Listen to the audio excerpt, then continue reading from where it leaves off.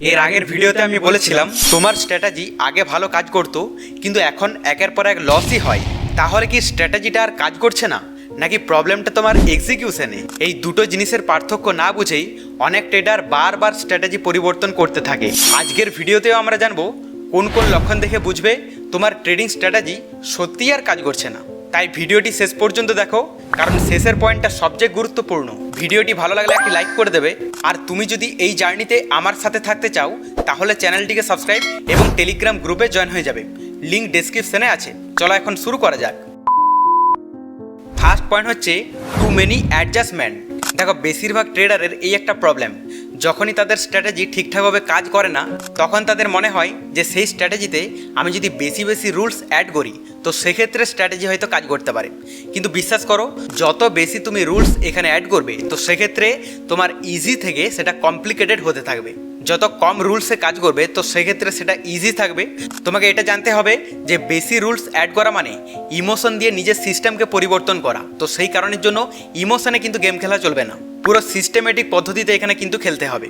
তাই বেশি rules add করার থেকে নিজের যে সিস্টেমটা বিল্ড করেছো সেটার উপর আরও মাস্টার করতে থাকো। সেকেন্ড নাম্বার পয়েন্ট হচ্ছে ব্যাকটেস্ট ফেলার।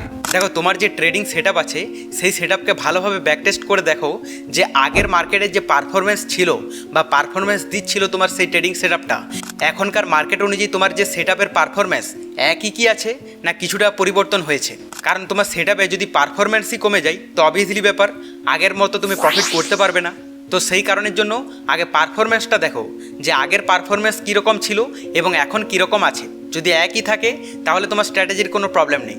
কিন্তু যদি দেখা যায় যে তোমার সেই স্ট্র্যাটেজি আগে ভালো পারফরমেন্স করতো কিন্তু এখন পারফরমেন্স লং টাইমে ঠিকঠাকভাবে করছে না, তো সেক্ষেত্রে সেটার মধ্যে তোমার কিন্তু ইমপ্রুভমেন্ট আনতে হবে। আর এটা তুমি ব্যাক টেস্ট করলেই কিন্তু ধরতে পারবে, না হলে কিন্তু তুমি ধরতে পারবে না।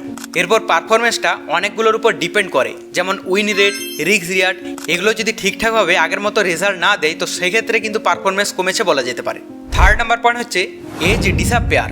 দেখো, তুমি যে সেট আপে কাজ করছো নিশ্চয়ই জানো যে সেই সেট আপটা মোটামুটি মাসে কতবার তৈরি হয়। তো সেক্ষেত্রে আগের মার্কেটে কতবার তৈরি হয় সেটা তুমিই ভালোভাবে জানবে, এবং এখনকার মার্কেটে সেই সেট আপ মোটামুটি তার কাছাকাছি তৈরি হচ্ছে কি না দীর্ঘ সময় ধরে তোমার সেই সেট আপই তৈরি হচ্ছে না সেটা তুমি ভালোভাবে আগে দেখো। যদি এইরকম হয় যে আগে তোমার সেই সেট আপটা একটা মাসে হয়তো 10 বার তৈরি হতো কিন্তু এখনকার মার্কেট অনুযায়ী লং টাইমে তোমার সেই সেট আপটা তৈরিই হয়নি, তো সেক্ষেত্রে বুঝতে হবে যে তোমার সেট আপ আগের মতো কিন্তু আর নেই। তখন তোমার কিন্তু সেই সিস্টেমটাই পুরো পরিবর্তন করতে হবে। ধরো আমরা যে এন্ট্রি নিই, এন্ট্রিটা কিসের ভিত্তিতে নিই? কোনো একটা সেট আপের ভিত্তিতে। কিন্তু সেই সেট আপটাই যদি লং টাইমে তৈরিই না হয় তো সেক্ষেত্রে তুমি কীভাবে এন্ট্রি নেবে? তাই তোমাকে এটা ভালোভাবে আগে দেখতে হবে যে আগে তোমার সেই সেট আপটা কতবার তৈরি হতো এবং এখন মোটামুটি কতবার তৈরি হচ্ছে। যদি দেখো আগে এবং এখনের মধ্যে সেরকম খুব একটা ডিফারেন্স নেই তাহলে জানবে তোমার সেট আপ এখনও পর্যন্ত পারফেক্ট চলছে। ফোর্থ নাম্বার পয়েন্ট হচ্ছে কস্ট ইট প্রফিট। তুমি আগে ভালোভাবে দেখো কোনো ট্রেডে যখন আমরা এন্ট্রি নিই সেই ট্রেডের মধ্যে একটা ফিস আমাদের কাটে, সেটা স্লিপেজ, চার্জেস, ব্রোকারেজ বিভিন্ন মিলিয়ে কিন্তু একটা ফিস কাটে।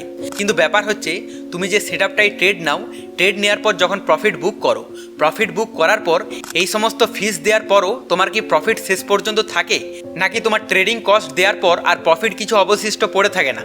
তাহলে কিন্তু তোমার সিস্টেমকে বদলাতে হবে। কারণ আমরা কোনো ট্রেডে এন্ট্রি কেন নিই? একটা প্রফিট করার জন্য। এরপর দেখা গেল যে ট্রেডিংয়ের যে ফিসটা সেই ফিসেই আমার পুরো টাকাটা শেষ করে দিল, তাহলে প্রফিট বুক করেও আমার লাভটা কি? তাই এমন কোনো সেট আপ তুমি বিল্ড করো যেখানে ফিসগুলো দেওয়ার পরও তোমার পুরো প্রফিটটাই থাকে। ফিফথ নাম্বার পয়েন্ট হচ্ছে লং লুজিং স্টিক। দেখো, বেশিরভাগ মানুষের এই একটা সাইকোলজিক্যাল প্রবলেম, তাদের যখন কোনো স্ট্র্যাটেজিতে পরপর লস হতে থাকে যেটাকে লুজিং স্টিক বলে, তখন তারা সেই স্ট্র্যাটেজির উপর হালই কিন্তু ছেড়ে দেয়। তখন তারা মনে করে সেই স্ট্র্যাটেজি আর মনে কাজ করবে না। তো অবভিয়াসলি ব্যাপার, যখন পরপর আমাদের লস হতে থাকে তখন আমাদের মধ্যে সেই সেট আপের উপর যে ভরসা সেটাই কিন্তু উঠে যায়। কিন্তু তুমি জানো কি না জানি না, দুনিয়ার যত স্ট্র্যাটেজি আছে সমস্ত স্ট্র্যাটেজি একটা না একটা সময় লুজিং স্টিক অবশ্যই দেয়। কোনো স্ট্র্যাটেজি এইরকম নেই যে লুজিং স্টিক থাকবে না, কারণ মার্কেট আলাদা আলাদা ডাইনামিকে চলে। এমন এমন টাইম আসে যে টাইমে তোমার স্ট্র্যাটেজিটা কাজই করবে না। দেখা যাবে তুমি যত ট্রেডই নাও সেই সময় পরপর লসই হতে থাকবে, কিন্তু সেই সময় বিগিনার্সরা বিশেষ করে হাল ছেড়ে দেয়। প্রো ট্রেডার্সরা কিন্তু এরকম করে না, কারণ তারা অলরেডি মাস্টার করে ফেলেছে যে লুজিং স্টিক প্রত্যেকটা স্ট্র্যাটেজিতেই আসে। তাই সেই সময় স্ট্র্যাটেজি একদম পরিবর্তন করো না, এটা সব থেকে বেশি মিস্টেক হবে। তোমার স্ট্র্যাটেজি খারাপ ছিল না, দেখা যেতে পারে মার্কেট আবারও যখন ট্রেন্ড চেঞ্জ করবে তখন কিন্তু ইজিলিভাবে তুমি সব লস কিন্তু রিকভারি করে নিতে পারবে।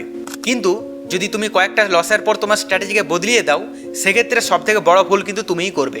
তো আজকের এই 5টি মিস্টেকের মধ্যে কোন মিস্টেকটি তুমি সব থেকে বেশি করো অবশ্যই কমেন্টে জানাতে ভুলবে না। পরবর্তীতে এইরকমই হেল্পফুল আপডেট পাওয়ার জন্য আমাদের চ্যানেলটিকে সাবস্ক্রাইব এবং টেলিগ্রাম গ্রুপে জয়েন হয়ে যাবে, লিঙ্ক ডেসক্রিপশনে আছে।